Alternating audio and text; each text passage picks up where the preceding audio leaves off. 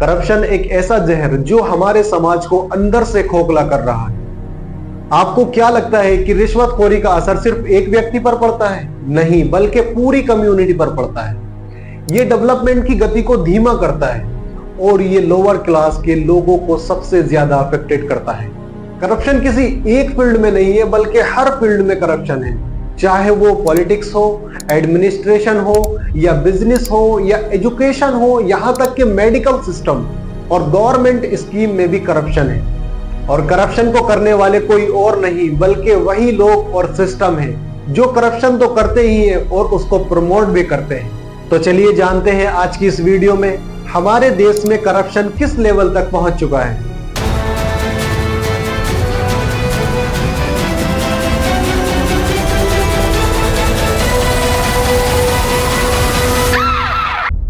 अब इसी को देख लो।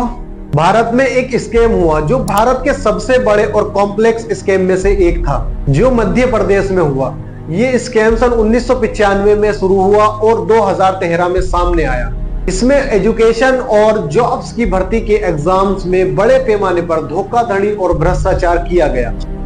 Madhya Pradesh professional examination board ये एक गवर्नमेंट इंस्टीट्यूट है जो अलग अलग एंट्रेंस एग्जाम्स जैसे प्री मेडिकल टेस्ट जो MBBS, BDS जैसे कोर्सेज में एडमिशन के लिए दिए जाते हैं, या प्री इंजीनियरिंग टेस्ट जो इंजीनियरिंग कोर्सेज में जैसे MTech, BTech में एडमिशन के लिए दिए जाते हैं।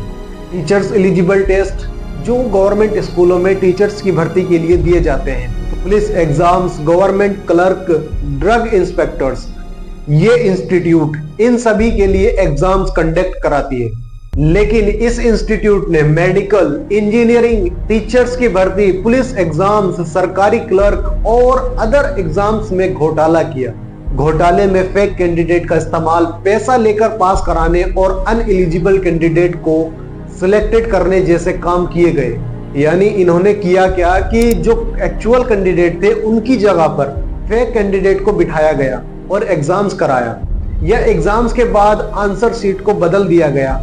हद तो तब हो गई जब एलिजिबल कैंडिडेट को बाहर कर दिया गया और अनएलिजिबल कैंडिडेट को पैसे लेकर पास किया गया। यह घोटाले में बड़ी संख्या में फेक डिग्रियां बांटी गई और इस घोटाले में कोई और शामिल नहीं था बल्कि मध्य प्रदेश के राजनेता, सरकारी अधिकारी, दलाल और प्रभावशाली परिवार। क्या आपने कभी सोचा है कि करप्शन क्यों बढ़ता जा रहा है?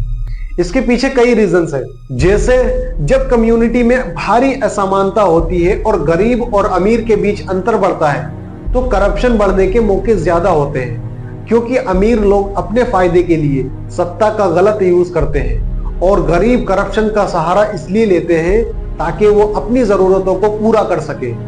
जब गवर्नमेंट और प्राइवेट इंस्टीट्यूट में करप्शन की जड़ें ज्यादा मजबूत हो जाती है तो ये एक जनरल प्रोसीजर बन जाता है। कई बार करप्शन को मंजूरी मिल जाती है क्योंकि ये पूरे सिस्टम का हिस्सा बन चुका होता है। पॉलिटिक्स में अपार धन का इस्तेमाल और रिसोर्सेस की बर्बादी करप्शन को बढ़ावा देती है।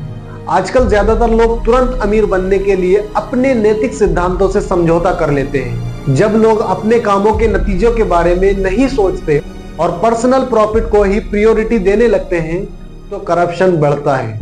या जब लोगों को अपने काम को पूरा करने के लिए नेसेसरी रिसोर्सेस नहीं मिलते तो वे करप्ट तरीकों से रिसोर्सेस को हासिल करने की कोशिश करते हैं। इसके अलावा ज्यादा संपत्ति की चाहत भी करप्शन को बढ़ावा देती है। या ज्यादातर गवर्नमेंट ऑफिस में एम्प्लॉय के पास जिम्मेदारी और जवाबदेही की कमी होती है। बिना किसी ठोस निगरानी के अधिकारी गलत तरीके से काम करते हैं और आम लोगों से रिश्वत लेते हैं।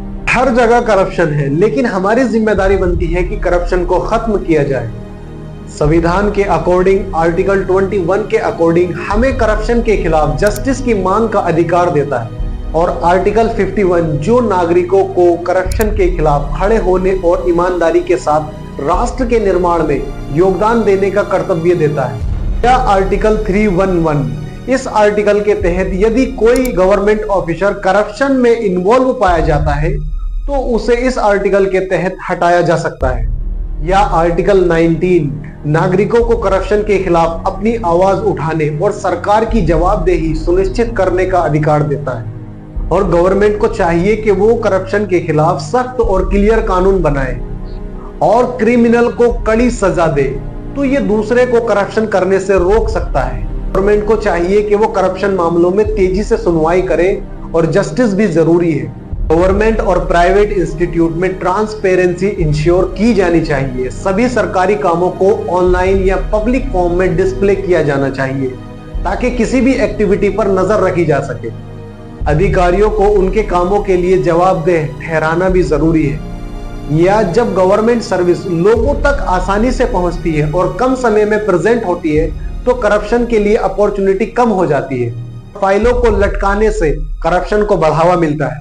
गवर्नमेंट ऑफिस और सर्विस में जांच को बढ़ाना चाहिए और करप्शन से रिलेटेड शिकायतों का क्विक एंड फेयर रिजोल्यूशन करने के लिए स्पेशल जांच एजेंसी का फॉर्मेशन किया जाना चाहिए। पॉलिटिशियन और फेमस लोगों को करप्शन के खिलाफ एक उदाहरण पेश करना चाहिए। जब समाज में प्रभावशाली लोग ईमानदारी से काम करेंगे तो ये दूसरों को भी इंस्पायर्ड करेगा। समाज में नैतिक मूल्यों को बढ़ावा देना चाहिए ताकि लोग करप्शन को गलत समझे और इससे दूर रहें। फैमिली और एजुकेशनल इंस्टीट्यूट में ईमानदारी, लॉयल्टी और जिम्मेदारी जैसे मूल्यों को सिखाया जाए। मैं उम्मीद करता हूं आप इस वीडियो से सीख हासिल करेंगे। बहुत बहुत धन्यवाद।